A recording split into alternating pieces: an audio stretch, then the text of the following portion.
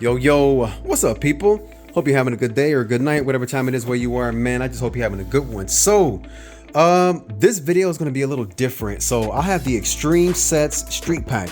Just came out. I just got mine. I got mine from Big Bad Toy Store. I think it was like 50, 60, 70, somewhere in that area. The link will be in my bio, though. I'm sorry, the link will be in the description below underneath the video. But yeah, so this is it, man. This thing is massive. This is I don't even know, I should have got a ruler to show you guys how long this is, but I got my regular like table right here and it's hanging off the table. So this is going to be like a really raw video. It's like kind of like behind the scenes as I tried to build this thing, but it's going to be too big to build because right now it's just hanging off the edges of the table. I got my lights right there, and this is going to be really strange to try to build this thing right here. Normally when I have my Extreme Sets, I use only a few pieces at a time because of how big it is, but like, look how big this thing is, man. Like, you could fit so many figures on this side of the street by itself. But here are the instructions, the directions, and usually the assembly is pretty simple. Let me cut this other little light on real quick. Boom, boom. Okay, so yeah, you got your sidewall panels, you got your short street panel, your long street panel. That's the long street panel right there. We got some electric cabinet, newspaper dispenser top, and it shows you how to put everything together. So when you get yours, if you get yours, it'll come in a box like this, Extreme Sets, right? Little window to see what's going on inside of there. Open this bad boy up, and all of the pieces, now this is like high quality cardboard right here, and it's all printed on there, right? So it's one dimensional. So when you take your pictures, you got to watch out for the reflection. You see that little shine on there? You got to watch out for that. So you got to be really crafty and really smart with your light so you don't get like all that reflection and shine, because it is cardboard. But if you look at it, look really closely. Now, if I told you this was like outside and it was not cardboard, you'd probably believe me. That's how highly detailed this is. You see that? If you didn't know this was cardboard, I could probably trick you, but this is just cardboard. Everything is just printed on here. So this is the front side, and the back side just looks like that. That's how you know it's cardboard. All right, cool. And you can see the layers of the cardboard right there. There's one layer of cardboard to make it like sort of flexible, and everything kind of snaps together with these little slits they put in right there. So what I'm going to do is I'm going to attempt to put everything together as much as I can, as much as space will allow me. Then I'll show you guys what it looks like. All right, so I'll be right back.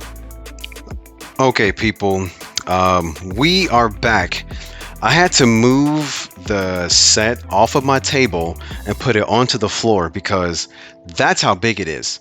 I want to try to give you guys a good idea on how big this set is. So I'm on my floor, like literally my floor. So the best thing I could probably do is I'm gonna get a paper towel roll, because everybody has a paper towel roll, so you know how big those things are. So check this out. Here is a paper towel roll at the end of the street set, and then look, there's just so much more street to go. So let me zoom out. That's how small the paper towel roll is on the street set. So to give you guys a better idea, even better, let's see, I don't have a ruler, I can't figure out where it is, but I'm going to flip this roll up. So that's two paper towel rolls. That's 3 paper towel rolls, and about 4 with a little bit of overhang. So this thing is 4 paper towel rolls long by 4 paper towel rolls. It's a perfect square. So it's 4 paper towel rolls up with a little bit of overhang, and 4 paper towel rolls long with a little bit of overhang. That is very big. So if you live in a small apartment, or if your man cave is not big or not massive or spacious, this is going to be way too big for you. I mean, it's on my floor right now, so if you play on the floor, it takes up a lot of floor. Like, it has a really big footprint, which is good because you get more bang for your buck, which is also bad though because it's just too big. I mean, if you have a small little area where you pose and do photography, or it's just too big. And I wish these things came smaller, but you know, I mean, it's good that they're so big, but they're just too big. So let's move on. So here's Ultron, 1/12 scale Marvel Legend Ultron right there, and here he is next to the the mailboxes here, the newspaper stands. So I don't think that newspaper stands are usually this big compared to a human. I'm in a smaller city, so we don't have newspaper stands, not many, but I know they're not this big though. They don't come up to your shoulder. So these items are kind of like a little bit oversized for 1/12 scale, and they're going to be too small for 1/6 scale. So these guys should be a little bit smaller. That's just like an electric box. So that's also kind of cool to have. And if you're wondering, let's take a look at it. So these aren't cardboard. This is just like a thinner paper, and I pretty much had to just put these together by just folding on the creases and put them together. I mean, it was just extremely easy. It wasn't that tough to do at all, but the amount of detail, like the graphics on here, this is pretty good. Like, I like this stuff. Like it looks like legit. Like if I didn't tell you this was paper, you wouldn't know that it was paper, right? So just look at it. But if you turn it, you get that little glare from the light. So like I said, you got to be careful when you're doing your pictures.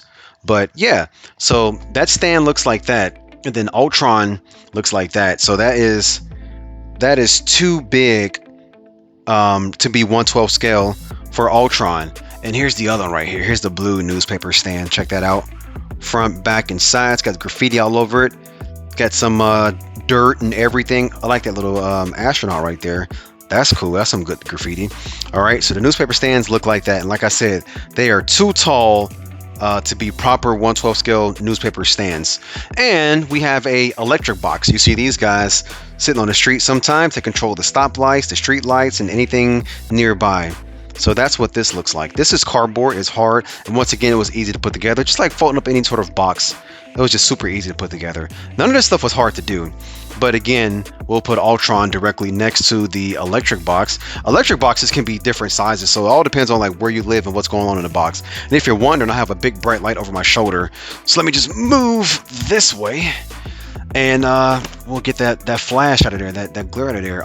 So yeah, here's the street. Once again, it says stop on all on two sides. Now here is the middle part right here. This is like the platform where you would have your buildings. Your buildings will sit there, and there, like a little, each quadrant will have a building in it. Now, it's raised up. See that? It's raised up from the ground about 1.5 inches from the street. I'm sorry, it's raised up from the street about 1.5 inches because it's a sidewalk. Okay, so on this sidewalk, then you will put your buildings, like this is the sidewalk right here, then you'll put the buildings right there. But because it's raised up like this, I'll flip it over. Let's see here. So this is how it looks on the backside. Because it's raised like that, and the flaps stop right here, and this is simple to put together. You just kind of fold this over, do a little origami, boom, bang, boom, done. It sags right there in the middle, though. That's the problem. It sags in the middle. Okay. So when you flip it over and you're going to put your figures or whatever you're going to put on there, you got to watch out for that dip right there. That's going to be inconvenient. It's going to be hard to balance items on this sidewalk, this block. This is a city block. Yeah, so it's going to be hard to balance your items on this city block here unless you're on the actual street.